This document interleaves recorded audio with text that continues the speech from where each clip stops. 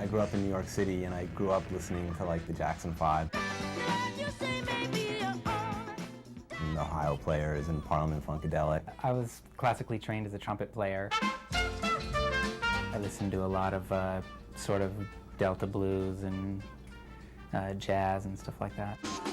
From those roots began the story of John King and Mike Simpson, two sample-happy guys with a taste for virtually every type of music.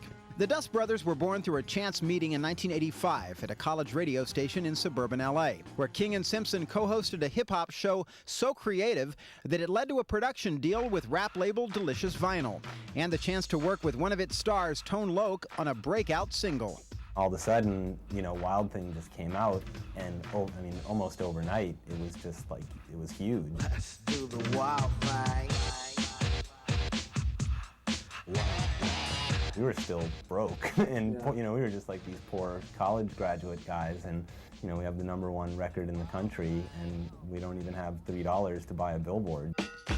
It didn't make them rich, but the production job did afford John and Mike the chance to hone their sampling skills. They soon caught the attention of the Beastie Boys, who tapped the Dust Brothers to bring their wall of sampled sound to the Beasties' critically acclaimed second album, Paul's Boutique.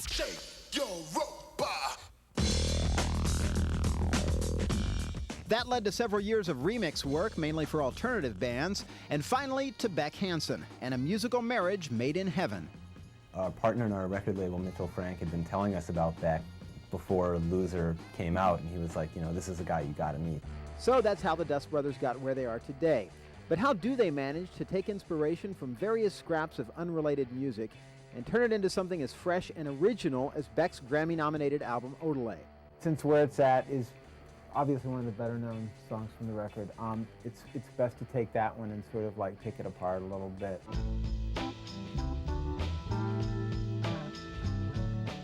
On this one, it just started with Beck playing the Wurlitzer, and he just played the the main line that you hear in the beginning of the song, and then we just recorded that and sampled that and looped it, and then built the song basically around that loop.